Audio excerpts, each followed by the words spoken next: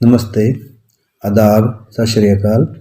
Hunter lodge case Agatha Christie द्वारा महान जासूस पॉयरेट की प्रसिद्ध छोटी ग्रे कोशिकाएं पहली बार में एक विशेष रूप से पेचीदा हत्या के रहस्य को सुलझाने में सराहनीय कार्य करती हैं। आखिरकार पॉयरेट बुदबुदाया, यह संभव है कि मैं इस बार नहीं मरूंगा।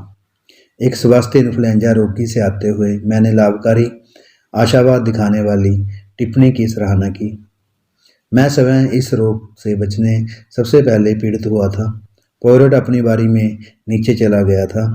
अब वह तकिए के सहारे बिस्तर पर बैठा था। हाँ, मेरे छोटे दोस्त ने जारी रखा, एक बार फिर मैं स्वयं महान हरक्यूल पॉयरेट बन जाऊंगा। दुष्टों का आतंक। आप स्वयं सोचिए, मेरे पास सोसाइटी गॉसिप में मेरे लिए एक छोटा सा पैराग्राफ है, लेकिन हाँ, यह रहा, जाओ अपराधियों, सभी को बाहर करो।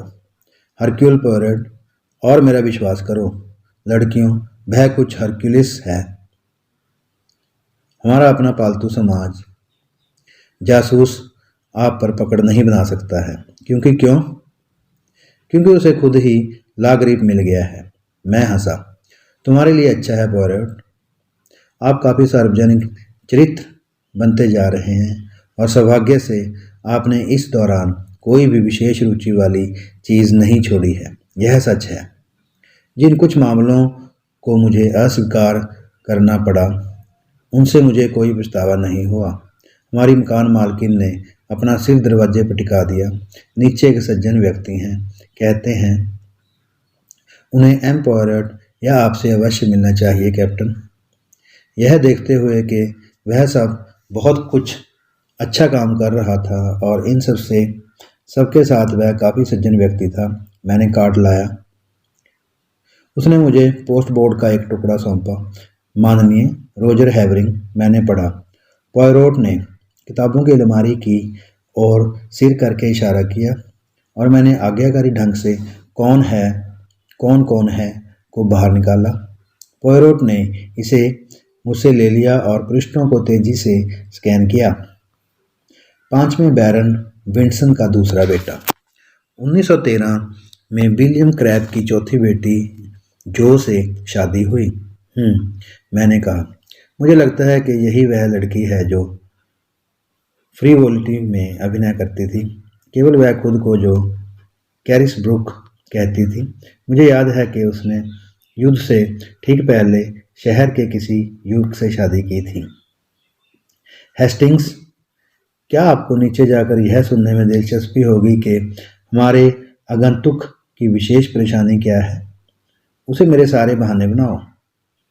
रोजर हैवरिंग लगभग 40 वर्ष का व्यक्ति था, अच्छी तरह से स्थापित और स्मार्ट दिखने वाला था।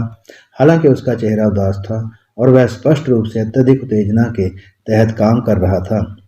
कैप्टन हेस्टिंग्स, आप एम पॉयरेट के साझेदार हैं, मैं समझता हूँ।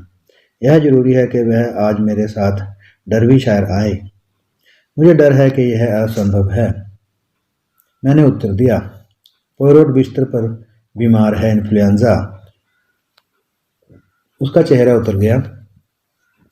प्रिय, यह मेरे लिए बहुत बड़ा झटका है। जिस विषय पर आप उनसे परामर्श करना चाहते हैं वह गंभीर है। हे भगवान, हाँ। मेरे चाचा, दुनिया में मेरे सबसे अच्छे दोस्त की कल रात बेरहमी से हत्या कर दी गई। यहाँ लंदन में नहीं, डर्बीशायर में। मैं शहर में था और आज सुबह मुझे अपनी पत्नी से एक टेलीग्राम मिला। इसकी प्राप्ति के तुरंत बाद मैंने निर्णय लिया कि मैं आऊँगा और एम पॉयरेट से इस मामले को उठाने के लिए विनती करूँगा। अगर आप मुझे 1 मिनट के लिए माफ़ करें, मैंने अचानक एक विचार आते हुए कहा। मैं दौड़कर ऊपर गया और कुछ ही शब्दों में पॉयरेट को स्थिति से परिचित कराया। उसने मेरे मुंह से आगे के शब्द छीन लिए। अच्छा, आप स्वयं जाना चाहते हैं, क्या ऐसा नहीं है? क्यों नहीं? आपको अब तक मेरे तरीके पता चल गए होंगे। मैं बस इतना चाहता हूं कि आप हर दिन मुझे पूरी तरह से रिपोर्ट करें और मैं आपको जो भी निर्देश दूं उनका पूरी तरह से पालन करें। इस पर मैं स्वेच्छा से सहमत हो गया और 1 घंटे बाद मैं मिडलैंड रेलवे पर एक प्रथम श्रेणी की गाड़ी में श्री हैवरिंग के सामने बैठा था, जो तेजी से लंदन से दूर जा रही थी। सबसे पहले कैप्टन हेस्टिंग्स, आपको यह समझना चाहिए कि हंटर लॉज, जहां हम जा रहे हैं और जहां त्रासदी हुई थी, वह डर्बीशायर मूर्स के मध्य में केवल एक छोटा सा शूटिंग बॉक्स है। हमारा असली घर न्यू मार्केट के पास है और हम आमतौर पर सीजन के लिए शहर में एक फ्लैट किराए पर लेते हैं। हंटर लॉज की देखभाल एक हाउसकीपर द्वारा की जाती है, जो कभी कभार सप्ताहांत के लिए बाहर जाने पर हमारी सभी ज़रूरतों को पूरा करने में सक्षम होता है। बेशक शूटिंग सीजन के दौरान हम न्यू मार्केट से अपने कुछ नौकरों को बुला लेते हैं। मेरे चाचा श्री हैरिंगटन पेस, जैसा कि आप जानते होंगे, मेरी माँ न्यूयॉर्क की मिस पेस थी, ने पिछले 3 वर्षों में से हमारे साथ अपना घर बनाया है। मेरे पिता या मेरे बड़े भाई के साथ उसकी कभी भी अच्छी नहीं बनी और मुझे संदेह है कि मेरे कुछ हद तक उड़ाऊ पुत्र होने के कारण मेरे प्रति उसका स्नेह कम होने के बजाय बढ़ गया। बेशक मैं एक गरीब आदमी हूँ और मेरे चाचा एक अमीर व्यक्ति थे। दूसरे शब्दों में, उन्होंने पाइपर को भुगतान किया, लेकिन कई महीनों में सख्त होते हुए भी उसके साथ रहना वास्तव में कठिन नहीं था और हम तीनों एक साथ बहुत सौहार्दपूर्ण ढंग से रहते थे। 2 दिन पहले मेरे चाचा, जो शहर में हमारी हाल की कुछ समलैंगिक गतिविधियों से थके हुए थे, ने सुझाव दिया कि हमें 1 या 2 दिन के लिए डर्बीशायर भाग जाना चाहिए। मेरी पत्नी ने घर की नौकरानी श्रीमती मिडल्टन को उतार दिया और हम उसी दोपहर नीचे चले गए। कल शाम को मुझे शहर लौटने के लिए मजबूर होना पड़ा, लेकिन मेरी पत्नी और मेरे चाचा वहीं रुके रहे। आज सुबह मुझे यह टेलीग्राम मिला। उसने इसे मुझे सौंप दिया और मैंने पढ़ा। एक बार आओ अंकल हैरिंगटन की कल रात हत्या कर दी गई है। हो सके तो कोई अच्छा जासूस लाओ, लेकिन आओ जो। तो फिर अभी तक आपको कोई विवरण नहीं पता? नहीं, मुझे लगता है कि यह शाम के अखबारों में होगा। इसमें कोई संदेह नहीं कि पुलिस प्रभारी है। जब हम एल्मर्स डेल के छोटे से स्टेशन पर पहुंचे तो लगभग 3 बज रहे थे। वहां से 5 मील की ड्राइव हमें ऊबड़ खाबड़ दलदलों के बीच भरे भूरे पत्थर की एक छोटी सी इमारत में ले आई। एक सुनसान जगह मैंने देखा। हैवरिंग ने सिर हिलाया। मैं कोशिश करूंगा और इससे छुटकारा पाऊंगा। मैं फिर कभी यहाँ नहीं रह सका। हमने गेट खोल दिया और ओक दरवाजे की ओर संकरे रास्ते पर चल रहे थे। तभी एक परिचित व्यक्ति उभरा और हमसे मिलने आया। जब मैं सक्लित हो गया। मेरे साथी को संबोधित करने से पहले स्कॉटलैंड यार्ड इंस्पेक्टर ने मित्रतापूर्ण अंदाज में मेरी ओर देखकर मुस्कुराया। श्री हैवरिंग, मुझे लगता है मुझे इस मामले का प्रभावी लेने के लिए लंदन से भेजा गया है और यदि संभव हो तो मैं आपसे बात करना चाहूँगा। श्रीमान। मेरी पत्नी, सर, मैंने आपकी अच्छी महिला और घर की नौकरानी को देखा है। मैं आपको एक पल भी नहीं रोकूंगा, लेकिन अब जब मैंने यहाँ देखने लायक सब कुछ देख लिया है तो मैं गांव वापस जाने के लिए उत्सुक हूँ। मैं अभी तक कुछ नहीं जानता कि क्या। बिल्कुल सही, जैप ने सांत्वना पूर्वक कहा, लेकिन बस 1 या 2 छोटे बिंदु हैं जिनके बारे में मैं आपकी राय चाहूँगा। कैप्टन हेस्टिंग्स, यहाँ वह मुझे जानता है और वह घर तक जाएगा और उन्हें बताएगा कि आप आ रहे हैं। मैं घर की ओर चल दिया। मैंने घंटी बजाई क्योंकि जैप ने अपने पीछे का दरवाज़ा बंद कर लिया था। कुछ क्षणों के बाद काले कपड़े पहने एक अधेड़ उम्र की महिला ने इसे मेरे सामने खोला। श्री हैवरिंग एक क्षण में यहाँ होगी, मैंने समझाया। उसे इंस्पेक्टर ने हिरासत में ले लिया है। मैं मामले को देखने के लिए उनके साथ लंदन से आया हूँ। शायद आप मुझे संक्षेप में बता सकेंगे कल रात क्या हुआ था। अंदर आइए सर। उसने मेरे पीछे दरवाज़ा बंद कर दिया और हम धीमी रोशनी वाले हॉल में खड़े हो गए। कल रात के खाने के बाद श्रीमान वह आदमी आया। उसने मिस्टर पेस से मिलने के लिए कहा। सर, और यह देखकर कि वह उसी तरह बोल रहा था, मैंने सोचा कि यह मिस्टर पेस का एक अमेरिकी सज्जन मित्र था और मैंने उसे गन रूप में दिखाया और फिर मिस्टर पेस को बताने गया उन्होंने कोई नाम नहीं बताया, जो निश्चित रूप से थोड़ा अजीब था। अब मैं इसके बारे में सोचता हूँ। मैंने मिस्टर पेस को बताया और वह हैरान लग रहा था, लेकिन उसने मालकिन से कहा, माफ़ करें, जो मैं अभी देख रहा हूँ कि यह आदमी क्या चाहता है। वह गन रूम में चला गया और मैं वापस रसोई में चला गया, लेकिन थोड़ी देर बाद मैंने तेज आवाज़ें सुनी, जैसे कि वे झगड़ रहे हों, और मैं बाहर हाल में आ गया। उसी समय मालकिन भी बाहर आती है और तभी गोली चलती है और फिर भयानक सन्नाटा। हम दोनों गन रूम के दरवाजे की ओर भागे, लेकिन वह बंद था और हमें खिड़की के पास जाना पड़ा। यह खुला था और अंदर मिस्टर पेस थे। सभी को गोली लगी थी और खून बह रहा था। आदमी का क्या हुआ? हमारे पहुंचने से पहले वह खिड़की से निकल गया होगा, सर। और तब श्रीमती हेवरिंग ने मुझे पुलिस लाने के लिए भेजा। 5 मील चलता रहा। चलना था, यह था। वे मेरे साथ वापस आए और सिपाही वह रात भर रुका और आज सुबह लंदन से पुलिस सज्जन आए। एक ऐसा आदमी था जिसने मिस्टर पेस से मिलने के लिए फ़ोन किया था। गृह स्वामी ने विचार किया। उसकी काली दाढ़ी थी, श्रीमान। वह लगभग 1.5 उम्र का था और उसने हल्का ओवरकोट पहन रखा था। इस तथ्य के अलावा कि वह एक अमेरिकी की तरह बोलता था, मैंने उसके बारे में ज़्यादा कुछ नोटिस नहीं किया। अच्छा, ऐसा है। अब मुझे आश्चर्य है कि क्या मैं श्रीमती हेवरिंग को देख सकता हूँ? वह ऊपर है, सर। क्या मैं उसे बताऊँ? यदि आप कृपा करके उसे बताएं कि मिस्टर हेवरिंग इंस्पेक्टर जैब के साथ बाहर है और जिस सज्जन को वह लंदन से अपने साथ वापस लाए हैं, वह जल्द से जल्द उनसे बात करने के लिए उत्सुक है। बहुत अच्छा, सर। मैं सभी तथ्यों को जानने के लिए धीरता के बुखार में था। जैब ने मुझसे 2 या 3 घंटे पहले शुरुआत की थी और उसके चले जाने की चिंता ने मुझे उसके करीब रहने के लिए उत्सुक कर दिया था। श्रीमती हेवरिंग ने मुझे अधिक देर तक इंतजार नहीं कराया। कुछ ही मिनटों में मैंने सीढ़ियों से किसी के हल्के से उतरने की आवाज़ सुनी और ऊपर देखा तो एक बहुत ही सुंदर युवा महिला मेरी ओर आ रही थी। उसने लोगों के रंग का जंपर पहना था, जो उसके फिगर में पतला लड़कपन दर्शा रहा था। उसके काले सिर पर ज्वाला के रंग की चमड़े की एक छोटी सी टोपी थी। वर्तमान त्रासदी भी उनके व्यक्तित्व की जीवंतता को कम नहीं कर सकी। मैंने अपना परिचय दिया और उसने तुरंत समझकर सिर हिलाया। बेशक मैंने अक्सर आपके सहयोगी एम पॉयरोट के बारे में सुना है। आपने साथ मिलकर कुछ अद्भुत चीज़ें की है ना? तुम्हें इतनी जल्दी पकड़ लेना मेरे पति की बहुत चतुराई थी। अब क्या आप मुझसे प्रश्न पूछेंगे?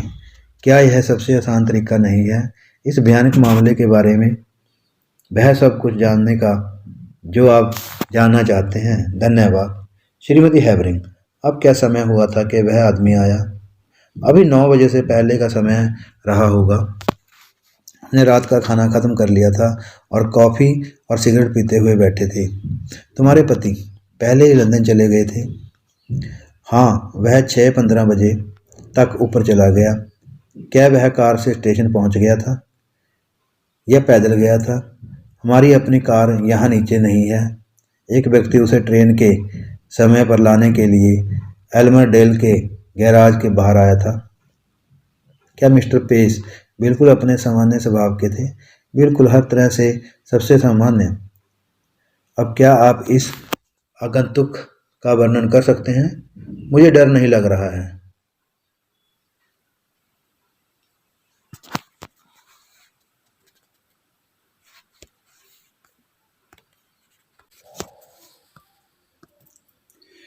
मुझे डर नहीं लग रहा है। मैंने उसे नहीं देखा। श्रीमती मिडल्टन ने उन्हें सीधे बंदूक कक्ष में दिखाया और फिर मेरे चाचा को बताने आई। तुम्हारे चाचा ने क्या कहा? वह थोड़ा नाराज लग रहा था, लेकिन तुरंत चला गया। लगभग 5 मिनट बाद मुझे ऊंची आवाज़ों की आवाज़ सुनाई दी। मैं बाहर हॉल में भागा और लगभग श्रीमती मिल्टन से टकरा गया। तभी हमने गोली की आवाज़ सुनी। बंदूक कक्ष का दरवाज़ा अंदर से बंद था और हमें घर के चारों ओर खिड़की तक जाना पड़ा। निस्संदेह इसमें कुछ समय लगा और हत्यारा बच निकलने में सफल रहा। मेरे बेचारे चाचा, उसकी आवाज़ लड़खड़ा गई। सिर में गोली मार दी गई थी। मैंने तुरंत देखा कि वह मर चुका है और मैंने श्रीमती मिडल्टन को तुरंत पुलिस के पास भेजा। मैं इस बात का ध्यान रखता था कि कमरे में किसी भी चीज़ को ना छूऊं, बल्कि उसे वैसे ही छोड़ दूं जैसा मैंने पाया था। मैंने सहमति से सिर हिलाया। अब हथियार के बारे में। ठीक है, मैं इसका अनुमान लगा सकता हूं कैप्टन हेस्टिंगसन। मेरे पति की एक जोड़ी रिवॉल्वर दीवार पर लगी हुई थी, उनमें से एक लापता है। मैंने पुलिस को इस बारे में बताया और वे दूसरे को अपने साथ ले गए। जब वे गोली निकाल लेंगे तो मुझे लगता है कि उन्हें निश्चित रूप से पता चल जाएगा। क्या मैं गन रूम में जा सकता हूँ? निश्चित रूप से। पुलिस ने इतिश्री कर ली थी, लेकिन शव को हटा दिया है। वह मेरे साथ अपराध स्थल पर गई। उसी समय हैवरिंग हॉल में दाखिल हुआ और उसकी पत्नी तुरंत माफ़ी मांगते हुए उसके पास दौड़ी। मुझे अपनी जांच अकेले करने के लिए छोड़ दिया गया था। मैं तुरंत स्वीकार कर सकता हूं कि वे काफ़ी निराशाजनक थे। जासूसी उपन्यासों में सुराग प्रचुर मात्रा में होते हैं, लेकिन यहाँ मुझे कालीन पर एक बड़े खून के धब्बे के अलावा ऐसा कुछ भी नहीं मिला जो मुझे समाने लगे। जहाँ मुझे लगा कि मृत व्यक्ति गिर गया था, मैंने बहुत सावधानी से हर चीज़ की जांच की और अपने छोटे कैमरे से, जो मैं अपने साथ लाया था, कमरे की कुछ तस्वीरें ली। मैंने खिड़की के बाहर की ज़मीन का भी निरीक्षण किया, लेकिन ऐसा लगा कि वह इतनी ज़ोर से रौंदी गई थी कि मैंने सोचा कि उस पर समय बर्बाद करना बेकार था। अब मैंने वह सब देख लिया था जो हंटर लॉज मुझे दिखाना चाहता था। मुझे एल्मर्स डेल वापस जाना होगा और जैप से संपर्क करना होगा। तदनुसार मैंने हैवरिंग्स से छुट्टी ले ली और उस कार में बैठ गया जो हमें स्टेशन से ऊपर लेकर आई थी। जैप मुझे मैटलॉक आर्म्स में मिला और वह तुरंत मुझे शव देखने के लिए ले गया। हैरिंगटन पेस एक छोटा साफ सुथरा आदमी था जो दिखने में आमतौर पर अमेरिकी था। उनके सिर के पीछे से गोली मारी गई थी और रिवॉल्वर बहुत करीब से छूट गई थी। जैब ने टिप्पणी की। एक पल के लिए मुड़ गया और दूसरे साथी ने रिवॉल्वर छीन ली और उसे गोली मार दी। श्रीमती हैवरिंग ने जो हमें सौंपा वह पूरी तरह भरा हुआ था और मुझे लगता है कि दूसरा भी भरा हुआ था। यह जानने की उत्सुकता है कि लोग कैसी मूर्खतापूर्ण बातें करते हैं। 2 भरी हुई रिवॉल्वरें अपनी दीवार पर लटका कर रखना अच्छा लगता है। आप मामले के बारे में क्या सोचते हैं? जब हम उस भयानक कक्ष से बाहर निकले तो मैंने पूछा। ठीक है, सबसे पहले मेरी नज़र हैवरिंग पर थी। ओह हाँ, मेरे आश्चर्य के स्वर को ध्यान में रखते हुए हैवरिंग के अतीत में 1 या 2 संदिग्ध घटनाएं हैं। जब वह ऑक्सफोर्ड में एक लड़का था तो उसके पिता के एक चेक पर हस्ताक्षर के बारे में कुछ अजीब बात थी। बेशक सब चुप हो गए। फिर वह अब काफ़ी कर्ज में डूबा हुआ है और यह ऐसे कर्ज हैं जिनके बारे में वह अपने चाचा के पास नहीं जाना चाहेगा, जबकि आप निश्चिंत हो सकते हैं कि चाचा की इच्छा उनके पक्ष में होगी। हाँ, मेरी नज़र उस पर थी और इसलिए मैं उसकी पत्नी को देखने से पहले उससे बात करना चाहता था, लेकिन उनके बयान बिल्कुल मेल खाते थे। और मैं स्टेशन पर गया हूँ और इसमें कोई संदेह नहीं है कि वह 6:15 बजे तक चले गए। वह लगभग 10:30 बजे लंदन तक पहुंच जाता है। वह सीधे अपने क्लब में गया, वह कहता है, और अगर इसकी पुष्टि ठीक है तो वह रात 9 बजे काली दाढ़ी में अपने चाचा को गोली क्यों नहीं मार सकता था। आह हाँ, मैं आपसे पूछने जा रहा था कि आप उस दाढ़ी के बारे में क्या सोचते हैं। जैप ने आंख मारी। मुझे लगता है कि यह बहुत तेजी से बढ़ा। एल्मर डेल से हंटर लॉज तक 5 मील में बढ़ा। मैं जिन अमेरिकियों से मिला हूँ वे ज़्यादातर क्लीन शेव्ड हैं। मैंने पहले नौकरानी से पूछताछ की और फिर उसकी मालकिन से, और उनकी कहानियाँ बिल्कुल सहमत हैं। लेकिन मुझे खेद है कि श्रीमती हैवरिंग की नज़र उस साथी पर नहीं पड़ी। वह एक चतुर महिला है और उसने शायद कुछ ऐसा देखा जो हमें रास्ते पर ले जाएगा। मैं बैठ गया और पॉयरट को 1 मिनट लंबा लेख लिखा। पत्र पोस्ट करने से पहले मैं कई अन्य जानकारी जोड़ने में सक्षम था। गोली निकाल ली गई थी और यह साबित हो गया था कि गोली पुलिस के पास मौजूद रिवॉल्वर के समान आकार की रिवॉल्वर से चलाई गई थी। इसके अलावा उस रात मिस्टर हैवरिंग की हरकतों की जांच और सत्यापन किया गया था और यह बिना किसी संदेह के साबित हो गया था कि वह वास्तव में संबंधित ट्रेन से लंदन पहुंचे थे। और तीसरा, एक सनसनीखेज घटनाक्रम का हुआ था। ईलिंग में रहने वाले एक शहरी सज्जन ने उस सुबह जिला रेलवे स्टेशन जाने के लिए हेवन ग्रीन को पार करते समय रेलिंग के बीच एक भूरे रंग का कागज का पार्सल फंसा हुआ देखा था। उसे खोलकर देखा तो पता चला कि उसमें एक रिवॉल्वर है। उन्होंने पार्सल को स्थानीय पुलिस स्टेशन को सौंप दिया और रात होने से पहले यह साबित हो गया कि यह वही है जिसकी हम तलाश कर रहे थे। यह वही पार्सल था जो श्रीमती हैवरिंग ने हमें दिया था। इसमें से एक गोली चली थी। यह सब मैंने अपनी रिपोर्ट में जोड़ा। अगली सुबह जब मैं नाश्ता कर रहा था तब पॉयरट से एक तार आया। बेशक काली दाढ़ी वाला आदमी हैवरिंग नहीं था, ऐसा विचार सिर्फ आपको या जैब को ही होगा। मुझे घर की नौकरानी का विवरण और उसने आज सुबह कौन से कपड़े पहने थे तार ने। श्रीमती हैवरिंग के सम्मान आंतरिक सज्जा की तस्वीरें लेने में समय बर्बाद ना करें। वे कम उजागर हैं और बिल्कुल भी कलात्मक नहीं हैं। मुझे ऐसा लगा कि पॉयरट की शैली अनावश्यक रूप से दिखावटी थी। मुझे यह भी लगा कि मामले को संभालने के लिए पूरी सुविधाओं के साथ वह मौके पर मेरी स्थिति से थोड़ी ईर्ष्या कर रहा था। 2 महिलाओं द्वारा पहने गए कपड़ों के विवरण के लिए उनका अनुरोध मुझे बिल्कुल हास्यास्पद लगा, लेकिन मैंने उसका अनुपालन उतना ही अच्छे से किया जितना मैं एक साधारण पुरुष कर सकता था। 11 बजे पॉयरट से उत्तर तार आया। इससे पहले कि बहुत देर हो जाए, जैब को हाउसकीपर को गिरफ्तार करने की सलाह दें। स्तब्ध होकर मैं तार को जैब के पास ले गया। उसने गहरी सांस लेते हुए धीरे से कसम खाई। वह माल है एम पॉयरट। यदि वह ऐसा करता है या कहता है तो इसमें कुछ बात है।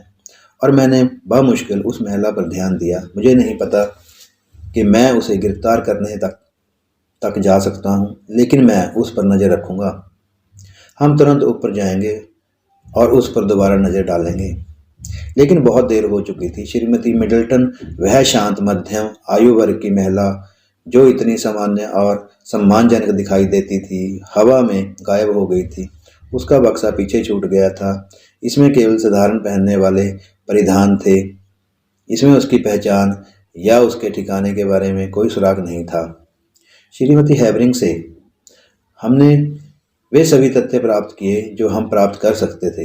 मैंने उससे लगभग 3 सप्ताह पहले सगाई की थी, जब श्रीमती एमरी, हमारी पूर्व नौकरानी, चली गई थी।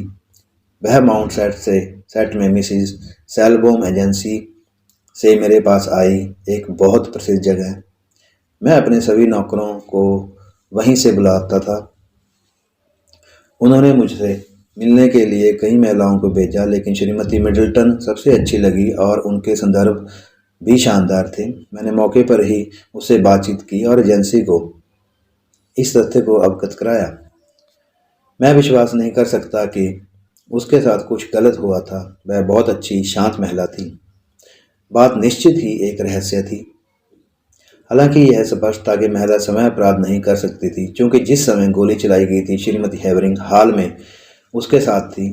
फिर भी उसका हत्या से कोई संबंध होना चाहिए, या उससे अचानक ऐसा क्यों करना चाहिए। उसकी एड़ी और बुलेट। मैंने पॉयरट को नवीनतम घटनाक्रम के बारे में बताया और लंदन लौटने पर सेलबोर्न एजेंसी में पूछताछ करने का सुझाव दिया। पॉयरट का उत्तर शिखर था। एजेंसी पर पूछताछ करना बेकार है। उन्होंने उसके बारे में कभी नहीं सुना होगा। पता लगाएं कि जब वह पहली बार वहां पहुंची तो कौन सा वाहन उसे हंटर लॉज तक ले गया। यद्यपि मैं भ्रमित था, फिर भी मैं आज्ञाकारी था। एल्मरडेल में परिवर्तन के साधन सीमित थे। स्थानीय गैरेज में 2 कारें थी और 2 स्टेशन मक्खियां थी। प्रश्न गति थी पर उनमें से किसी किसी की भी मांग नहीं की गई थी। मैं यह भी उल्लेख कर सकता हूँ कि लंदन में एजेंसी की पूछताछ से पॉयरोट के पूर्वानुमान का पता चला। श्रीमती जैसी कोई महिला नहीं मिडल्टन कभी उनकी किताबों में थे। उन्हें माननीय प्राप्त हुआ था एक हाउसकीपर के लिए श्रीमती हेबरिंग का आवेदन, और उन्होंने इस पद के लिए विभिन्न आवेदकों को भेजा था। जब उसने उन्हें सगाई शुल्क भेजा तो उसने यह उल्लेख करना छोड़ दिया कि उसने किस महिला को चुना है। यह सुझाव दिया जाता है कि पाठक इस बिंदु पर कहानी के अवलोकन में रुकें, रहस्य का अपना समाधान निकालें और फिर देखें कि वह लेखक संपादकों के कितने करीब आता है। कुछ हद तक निराश होकर मैं लंदन लौट आया। मैंने पॉयरोट को आग के पास एक आराम कुर्सी पर स्थापित किया। उन्होंने बहुत स्नेह से मेरा स्वागत किया। सोम अमी हेसिंगटन्स, लेकिन तुम्हें देखकर मुझे कितनी खुशी हुई। सचमुच मुझे तुमसे बहुत स्नेह है और आपने आनंद लिया। आप अच्छे जैब के साथ इधर उधर भागे हैं। आपने भी जी भरकर पूछताछ और जांच की है। पॉयरोट, मैं चिल्लाया, बात एक गहरा रहस्य है। यह कभी हल नहीं होगा। यह सच है कि हम इस पर खुद को गौरव से ढकने की संभावना नहीं रखते हैं। नहीं, सचमुच इसे तोड़ना कठिन है। ओह, जहां तक बात है, मैं पागलों को तोड़ने में बहुत अच्छा हूं। एक वास्तविक गिलहरी, यह वह नहीं है जो मुझे शर्मिंदा करता है। मैं अच्छी तरह से जानता हूं कि मिस्टर हैरिंगटन के पैस को किसने मारा। आपको पता है? तुमने कैसे पता लगाया? मेरे तारों पर आपके ज्ञानवर्धक उत्तरों ने मुझे सच्चाई प्रदान की। यह देखें हेसिंगटन्स, आइए हम तथ्यों की विधि पूर्वक और क्रम से जांच करें। मिस्टर हैरिंगटन पेस एक ऐसे व्यक्ति हैं जिनके पास काफ़ी संपत्ति है, जो उनकी मृत्यु के बाद निस्संदेह उनके भतीजे को मिल जाएगी। बिंदु नंबर 1, उनके भतीजे को बेहद सख्त माना जाता है। पॉइंट नंबर 2, उनके भतीजे को भी जाना जाता है। क्या हम ढीले नैतिक फाइबर वाला व्यक्ति कहेंगे? बिंदु संख्या 3, लेकिन यह साबित होता है कि रोजर हेबरिंग ने सीधे लंदन तक की यात्रा की थी। परिशुद्धता, और इसलिए चूंकि मिस्टर हेबरिंग ने 6:15 बजे एल्मरडेल छोड़ दिया था और चूंकि मिस्टर पेस को उनके जाने से पहले नहीं मारा जा सकता था, या डॉक्टर ने शरीर की जांच करते समय अपराध का समय गलत बताया होगा, हम बिल्कुल सही निष्कर्ष निकालते हैं कि मिस्टर हेबरिंग ने अपने चाचा को गोली नहीं मारी, लेकिन एक श्रीमती हेबरिंग हेसिंगटन्स है। असंभव। जब गोली चलाई गई तो नौकरानी उसके साथ थी। आह हाँ, गृहस्वामी, लेकिन वह गायब हो गई है। वह मिल जाएगी। मुझे नहीं लगता। उस गृहस्वामी के बारे में कुछ विशेष रूप से मायावी है। क्या आपको ऐसा नहीं लगता? इसने मुझे तुरंत प्रभावित किया। मुझे लगता है कि उसने अपनी भूमिका निभाई और फिर ठीक समय पर बाहर हो गई। और उसका हिस्सा क्या था? ठीक है, मैं उसके सहयोगी काली दाढ़ी वाले आदमी को स्वीकार करने का अनुमान लगाता हूँ। ओह नहीं, वह उसका हिस्सा नहीं था। जैसा कि आपने अभी उल्लेख किया है, उसकी भूमिका श्रीमती हेबरिंग के लिए उस समय एक बहाना प्रदान करने की थी जब गोली चलाई गई थी, और कोई भी उसे कभी नहीं ढूंढ पाएगा। मौन अमी, क्योंकि वह अस्तित्व में ही नहीं है। जैसा कि आपके महान शेक्सपियर कहते हैं, कोई भी व्यक्ति नहीं है। यह डिकेंस था। मैंने मुस्कुराए हुए बड़बड़ाया, लेकिन आपका मतलब क्या है पॉयरोट? मेरा मतलब है कि जो हेबरिंग अपनी शादी से पहले एक अभिनेत्री थी कि आपने और जैप ने केवल एक अंधेरे हॉल में हाउसकीपिंग को देखा था। एक मंद मध्यम आयु वर्ग की काले रंग की पोशाक में, एक फीकी दबी हुई आवाज के साथ, और अंत में ना तो आप, ना ही जैप और ना ही स्थानीय पुलिस जिसे गृहस्वामी लाया था ने कभी श्रीमती मिडल्टन और उसकी मालकिन को एक ही समय में देखा। उस चतुर और साहसी महिला के लिए यह बच्चों का खेल था।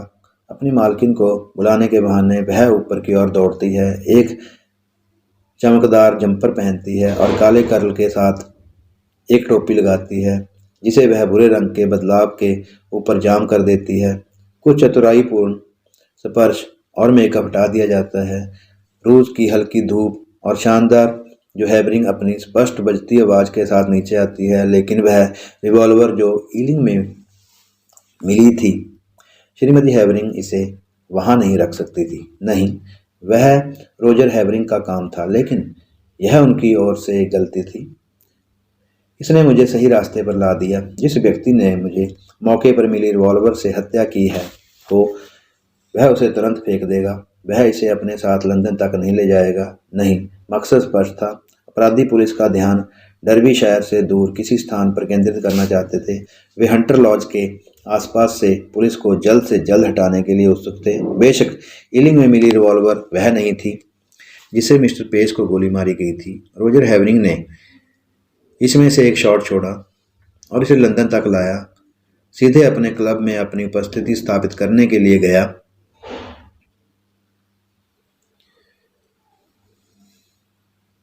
फिर जिला रेलवे द्वारा ईलिंग के लिए तेजी से बाहर चला गया।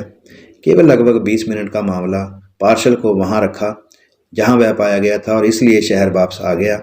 वह आकर्षक प्राणी, उसकी पत्नी, डिनर के बाद चुपचाप मिस्टर पेस को गोली मार देती है। क्या आपको याद है कि उसे पीछे से गोली मारी गई थी? एक और महत्वपूर्ण बात, वह रिवॉल्वर को फिर से लोड करती है और उसे वापस उसकी जगह पर रखती है और फिर अपनी हताश छोटी कॉमेडी के साथ शुरुआत करती है। यह अविश्वसनीय है, मैंने मंत्रमुग्ध होकर कहा, और अभी तक।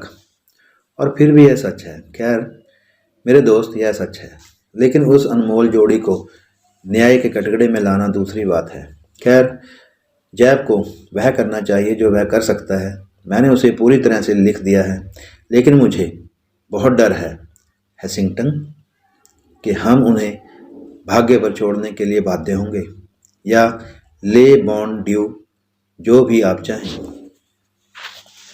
दुष्ट लोग हरे तेज वृक्ष की तरह फलते फूलते हैं, मैंने उसे याद दिलाया, लेकिन एक कीमत पर हेस्टिंग्स, हमेशा एक कीमत पर।